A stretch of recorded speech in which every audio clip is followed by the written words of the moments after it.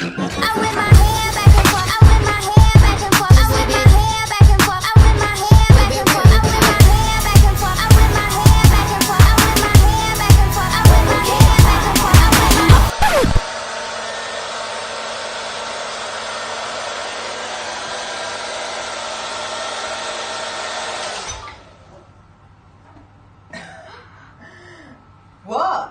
It's only some photos for the gram of me working out.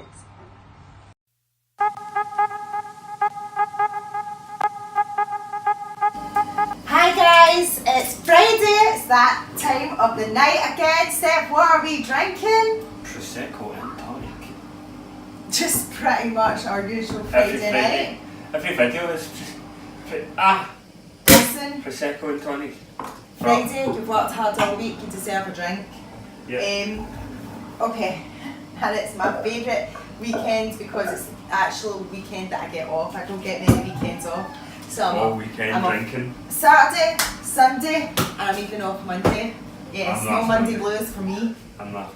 Right, you got it sorted yet? Sorry if you hear my washing machine on, but needs must. We got to keep the washing machine going. House of 5 people. House of 5 people. House of 5. Chin chin. Chin chin. Cheers! Right, Angie, what's the joke of the week? Do you want to go me? Joke of the week. Why was the baby strawberry crying? Don't know. Because his mum and dad were in a jam.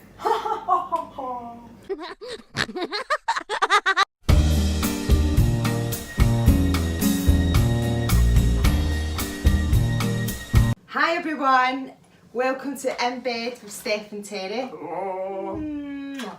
Okay, so today we are going to give you our top tips if you're applying for any colleges or any jobs. At the moment, our oldest daughter's in 6th year and she's in the process of applying for colleges. So we've been going through with her all our little words of wisdom and giving her our golden nuggets of advice. Like, what do we know? Anyway, for what it's worth, I thought I would share it with you guys, what I've been sort of saying to Sarah. So first things first, I'm going to talk about dress to impress. Okay, it doesn't matter if it's a job in an office or a job at Asda, you need to go suited and booted. I had a boyfriend at school and he went for a job with Arnold Clark. First job, straight out of school, and they made him go down and sit an exam. So he turned up and everyone there for the exam was all dressed in Kappa trackies and he was the only one that turned up in a suit. He also failed the exam, but when they took him after the exam, they took them in for an interview, and during the interview they said, you know, you failed the exam, but you're the only one here that's turned up in a suit, so we're going to give you a different position than the one you've applied for. Dress to impress. Result. Okay. Back here. Listen, personal hygiene. You need to have clean hair. You need to be showered. You need to smell good. Don't overdo the perfume. We don't want some Paddy's Market copy of Channel number 5. Okay. Channel 5, the best channel. Like absolutely covered in it's overpowering. You just want to be clean, smell nice, and if you smoke, you need to make sure you take some mints for your breath. Avoid chewing gum. I mean, a lot of people do not like people chewing chewing gum. Personally, I think it looks cool, but there's a lot of people who don't like it. So that's my mum. My mum hates it. Oh, chewing gum's so rough, and I'm like, I think it looks cool, but I'm not the one interviewing you, so avoid it. Hair. Make sure Listen, clean hair, blow dried.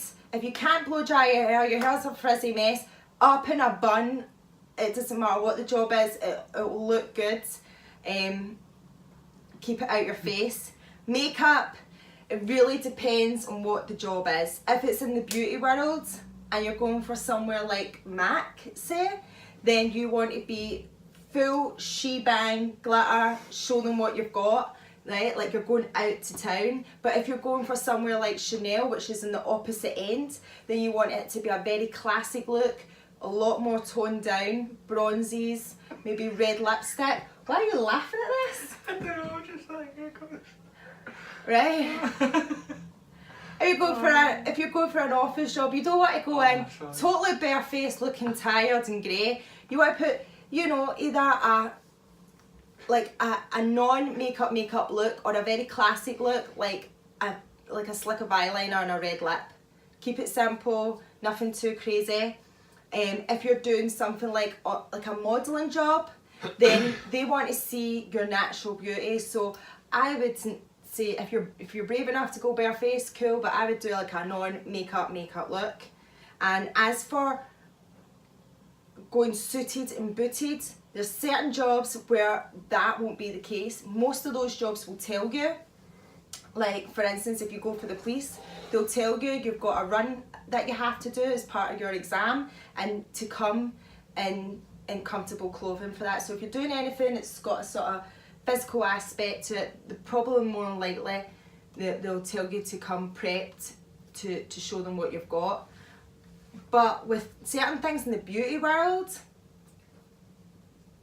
everyone knows that when it comes to hair and makeup, black is the uniform for hairdressers and makeup artists. Backstage at London Fashion Week or any fashion show, everyone, all the hairdressers, all the makeup artists, they're all dressed in black. Your top salons, all the hairdressers are dressed in black. If you go into your beauty departments in any mall, everyone is dressed in black behind the counters. Okay, so if you turn up to the interview, what would you be wearing? Pink, hot pink? No, you're going to go dressed in black. If it's somewhere like MAC, you're going to think that your outfit should be pretty trendy. If you're going for somewhere like Chanel, you're going to think pretty classic, you know, total opposite ends. Something like, you know, a black shift dress and pearl earrings and a heel that's not too high. And MAC, you know, go for it, like. But please don't make the interviewer feel uncomfortable. Let's stay away from cleavage hanging out and short skirts, okay? Let's keep it classy, people. And if you're doing certain things like modelling. Not trashy. What did you say? Keep it classy, not trashy. Keep it classy, not trashy. If you're doing things like modelling, their uniform would be skinny jeans and a vest top. Black skinny jeans, Pumps. a white vest top, a black vest top, and a pair of court shoes, because they want to see you walk in your heels. Do not turn up a big frumpy jumper. They want to see your figure. Ooh. Okay? Moving on. Next To interview techniques. Okay, so I work for the council, and I remember when I went for my interview, they had a glass of water, and I went to go and take a glass, and then I went, oh, that'll probably make me look like I'm really nervous. And the thing is, you're going to be on the spot, ask lots of questions, so your throat is really dry. So the whole time I was looking at that glass thinking, I really need a drink of water, but I don't want to be like, I need a drink of water, I'm so nervous. So I didn't touch it. It turns out they have these competency-based interview questions, and they do everything on a point system. And if you take a drink of water, it shows that you're getting yourself cool, calm and collective, and you know, taking a glass of water gets you an extra point because it shows you're relaxed and you're composing. And you're composing yourself. I was like, no way. So, you know, if there's a glass of water on the table, take it. Take your time. Down it. Take a drink and compose yourself. Okay. Vocabulary, right? Also with the council, they like to use these really pretentious words. They always hit you with at least one question with this, like these stupid pretentious words, and they expect you not to know what they're talking about. And they tell you before the interview, listen, if there's anything we ask you that you know you don't understand, like just ask us and we'll explain it. They're kind of, it's not going to go against you. You don't get any marks off for not knowing it. but it definitely impresses them if you do know it, okay? So basically, if there's anything that's asked of you and you don't know what they're talking about, don't not ask them, sorry, what does that mean? Because you could have an amazing answer for it, but because of the fear of sounding stupid, don't worry about it, ask them. Like, honestly, like, I can't even remember one of the questions that they asked me at one of their interviews. It was a really stupid word. But yeah, they like for instance, in my work, they like to say that you're peripatetic. Now, peripatetic means that you can get moved about. So instead of saying that you can work in any of our venues, they like to say that in your contract you're peripatetic. So they say it's like stupid, pretentious words they like to use. If you're in any kind of situation where they ask you something that you know is not normal everyday chat, just ask them, because you could have a brilliant answer, and with the fear of not trying not to look stupid, you could trip yourself up. Talking rough. Okay, so don't talk slang. Think about it. If you're in a situation where you compose yourself from swearing, you've got to do the same when it comes to talking rough. You've got to really make a conscious effort not to do that. Now, in my household, I was brought up that I got pulled up anytime I said any sort of slang words, okay? So if I turned around and went, "What?" my mum would say, "Teresa, it's pardon." And then, so I would talk one way in school with my friends, and I would talk another way in the house with my mum. Stephen never had that, never, right? He never got pulled up in his house for how he spoke. His parents all spoke slang. In school he spoke slang, and when he did leave school, he worked in a warehouse. He never had a job where you had to deal with members of the public, where you'd be in the office saying things like "shut it," and then the phone would go and you'd be like, "Hello, Stephen McClement, how can I help?" No. With a little telephone. He never had a job like that. So when he went to university, yes, they did mock interviews and things with him, and he got pulled up for how he spoke, and he found it really, really hard. So what to do is, if you've got interviews and that coming up that week, you tell your friends that, listen, just pull me up every time I say something that is remotely rough, okay? What I find is that when you're speaking slang or rough, you drop letters, like but. You'd miss the T, right? Instead of but. But I would not use but, because I was always taught that was poor grammar. I'd use any other words in substitute of but. But like if you were like, if you were in the kitchen and Steph said, "Gonna put some milk in my tea," people who speak properly would like really articulate their vowels and their syllabus. It would be like, "Can you put some milk?" and really emphasise the M-I-L-K, milk, in my tea rather than milk. And be shut the door. So I would make, like, don't go over the top with it, like, "I'm here for my interview." No, don't put on any silly accent. Do not start trying to have some fake West End accent. That is cringy. Just try and make a conscious effort of emphasising your syllables, and but not over the top. The only person that's allowed to be over the top with her articulation is Cersei from Game of Thrones. That is a lovely tie. It's a shame it's around such a worthless neck. So, you host a television program. How fun. You should enjoy it while it lasts.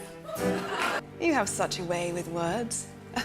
I wonder if you'll be as clever when I have your tongue ripped from your throat. The last time. I believe your wife must say that to you every night. Because she's awesome. She's awesome at it. She will bring statistics. Okay, mock interviews.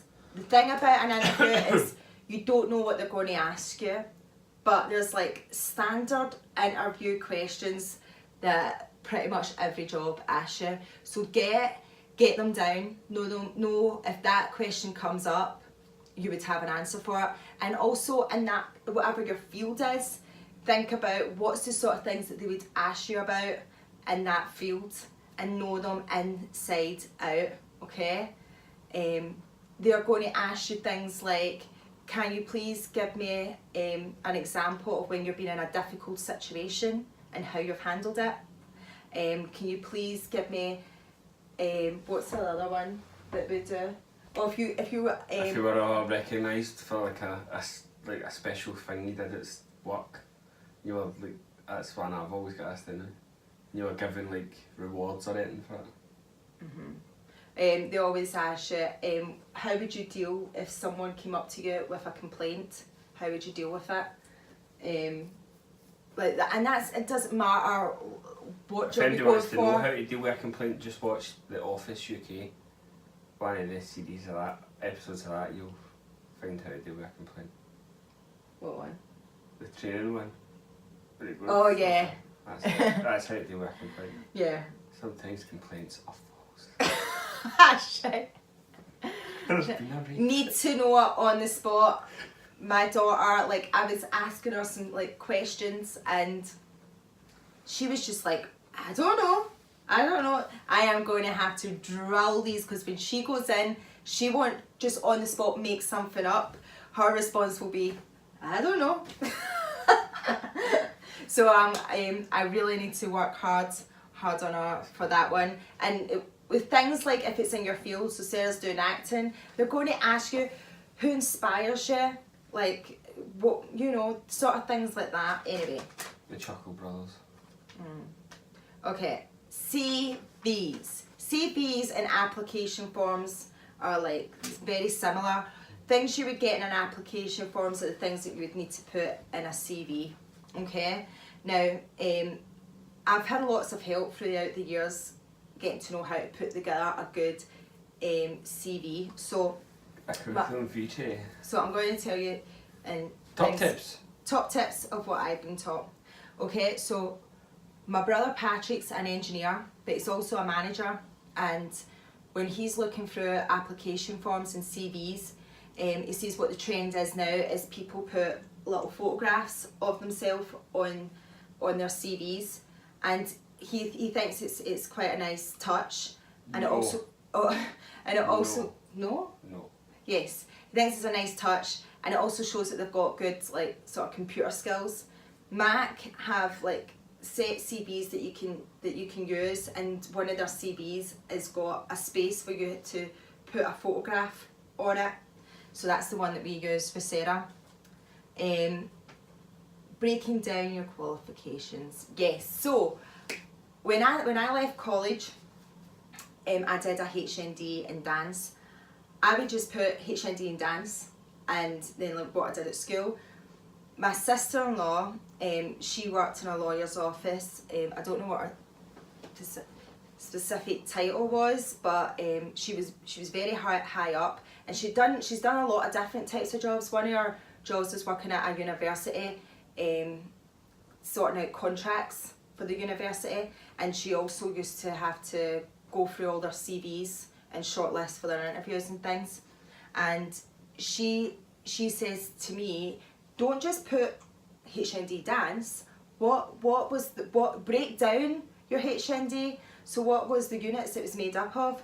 Also, you did marketing, so you put down you've got, you know, qualifications in marketing. You put down what else was that? First aid. Put down, you know, anatomy and physiology. You know, break it down. So is how she put down my qualifications, not just a HND.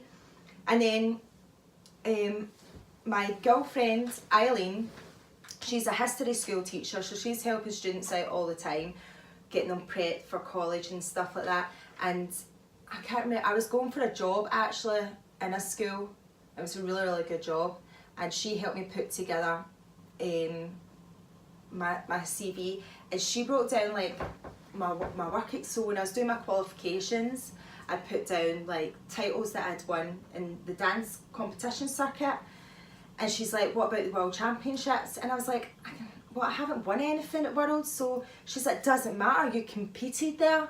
Doesn't matter, any competition you've been to, put it down. The fact that you competed at a World Championships, put it down. It not only does it show that you went that far with like your hobby and what you do to a World Championships, but also shows that you've travelled. When you go to a World Championships, you're meeting people from all over the world, all different cultures, and that's really good to put. That's amazing to put that on your CV. So there was a lot of things that I didn't think that I would incorporate. So I've done that with Sarah, because obviously being a dance teacher, and I did used to compete for very many years. She's been to a lot of comps, and I've got things that I can put in there. So yeah, I've incorporated that into hers. Bingo. Boom. Okay. Last one for that section is make sure your CV is one page, and also at the start, like the little intro part at the start you should do for your CV. And this was given to me by my friend Holly.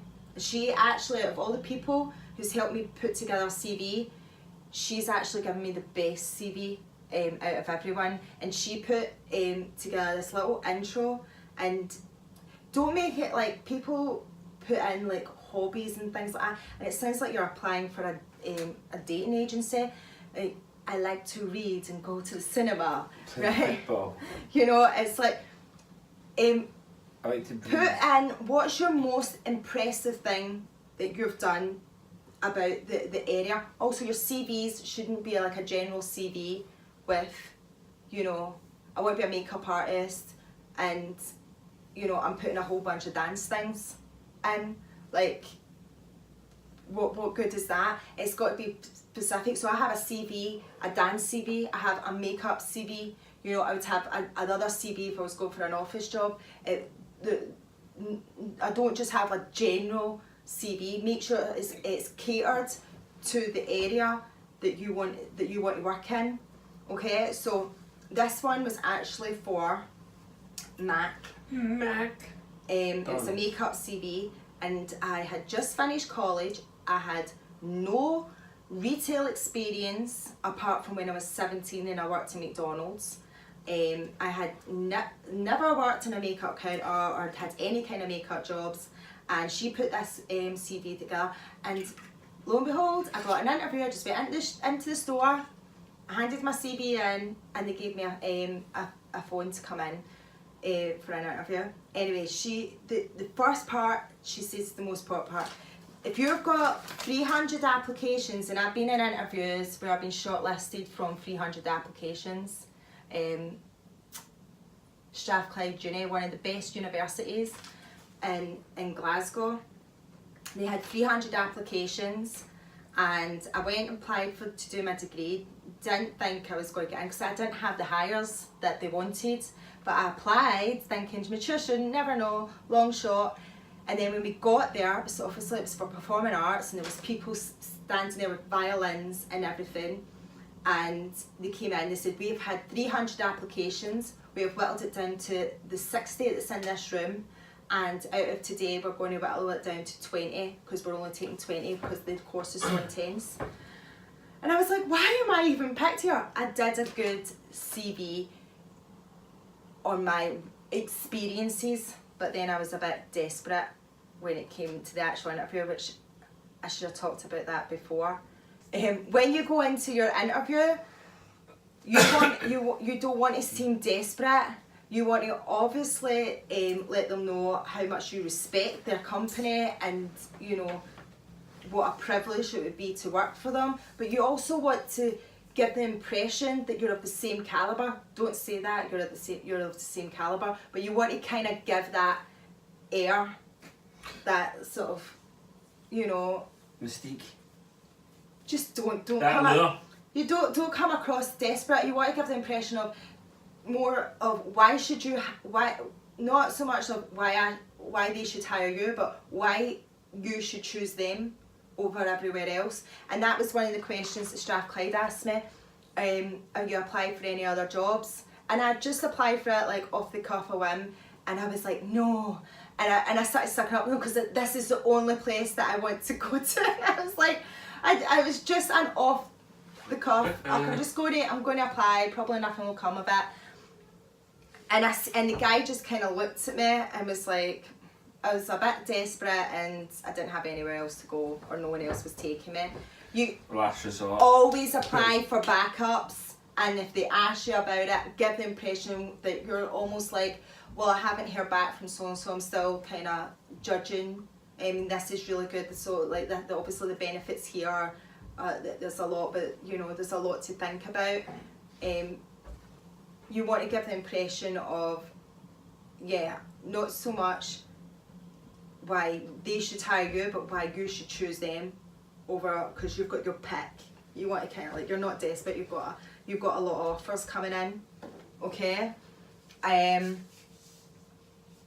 Back to what I was talking about with my Mac CV. Hi John. Okay, so the CV that she did a nice intro. She says, they're going through 300 applications. They're not going to read every single one. They're going to read the intro at the start and throw it away. Next intro, throw it away. Okay, so you need to make sure that it's engaging and it's impressive. So you want to put down the most, like, basically that your love and your enthusiasm for that field, and like your most impressive thing that you've done so far in that field, okay? And that's what she did for me at that time. I trained in London, and through my college course in London, I got to do assistant work with some pros, and one of them was working at backstage at London Fashion Week, so she put all that in, and yeah, I got a phone call for an interview, and it was all good. And again, they broke down my, like, not just, you know, total pro course makeup, they broke it down into all my qualifications, the hair, the makeup, the nails, airbrush, they broke it all down, okay? References should be no more than 12 months, okay, a year. Do not be putting your teacher down as a reference and you haven't been at school for 2 years, okay?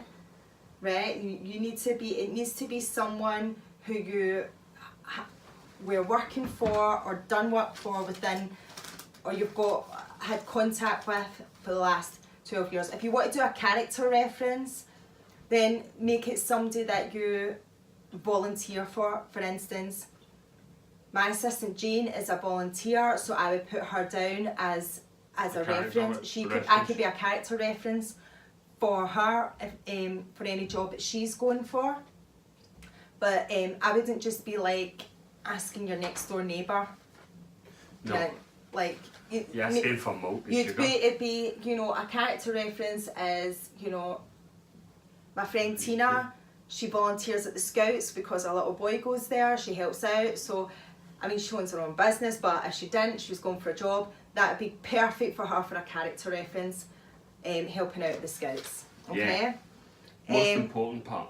Most important part is pretty much, see that little part that I was telling you about at the start of your CV, got to be really impressive. Catch them, engage with them. And when you're doing application forms, like one of the application forms we're filling out for Sarah, like they'll all say this, they'll ask you kind of in-depth question you've got to put in your own words, and they say this is the most important part, not the qualifications that you've put down, not how many hires, how many A's, how many B's. They've told you this is the thing, it's what you write down here. It will make or break. Will be the decision if we're going to take you to the next stage for an interview, and you need to make that impressive. You really do. First impressions count. It has to be perfect. It has to be impressive. So, and that's sort of like the start of your CV. That has to be impressive. The written parts, the essay parts that you need to put into your applications, they have to be amazing. So if you need to rewrite it 3 times, if you need to take a week to really think about what you're going to put into it, take your time and get it perfect. And that's everything. I'm sorry if this has been a bit long-winded, but you know, I'm going through it now, so, and I know that it's this time of year you will be going through it, so I thought I'd share. Hope it helps. Mwah! Last point I want to mention, because I forgot and just reminded myself there. When Stephen was at uni, one of the things that they also pulled him up for was he would say, we. So when they asked him about his work experience and his last job, he'd say, oh, we did this and we did that. Everything was we, okay? And they said, you've got to stop saying we and you've got to start saying, I would do this and I would do that. And forget about, you know, the team. They want to know what you did. It was you made it happen. You're responsible for it. Okay, sorry, this really is the last point I wanted to make. If you are not getting a job because you don't have experience, then you need to make yourself have experience. Like I said, in the makeup industry, I started that when I went down and done my course when I was 29, right? I was nearly 30 years old. I had no experience in that whatsoever. So when I came up, I contacted M.M.M, and there was a company in there called Filthy Gorgeous that did hair, makeup, nails, and it just screamed me, because I love the whole package. I don't just love one aspect of the beauty, I love the whole thing, and it really excited me. I thought it was like, it was retail, but it was like a salon almost in a retail store. So they did gel nails, they had hair extensions that they sold that you put in hair extensions. It screams me. So I just reached out, contacted them. They were based in M.M.M, and said, look, I don't want a job. I'd like to volunteer. These are my qualifications, and I have no retail experience, and I would be hoping if it would be okay if I came in for a day for work experience. They were so nice. They let me come in, and of course I worked my butt off and sold tons of stuff. And they also had people in that day, I don't know, there was like a special offer they brought me in for, so they had extra like different people from above, and they said to me, look, I know you're a mum, but would you be available to go on our freelance team, and would you be available like next month to go up to Dundee? Like, I made things happen. I didn't actually end up going up to Dundee. I never followed through with it. But the fact is, you've got to put yourself out there. Voluntary work will, like, honestly, like, and this was one of the things that we were taught down in London. The more free work you do, the more paid work you get, okay? You'll be surprised with the amount of jobs. See, all your editorial work, no one gets paid for that, but that work, the work they do for that, having that on their CV gets them a ton of business. Okay, that was the last one. Right, beautiful. You got a blonde joke for me, even though I'm no blonde? Right, blonde decides to paint her room. Her husband gets home and says, why are you wearing an Alaskan and a winter coat? Right. The blonde replies, it says on the can, for best results wear apply 2 coats.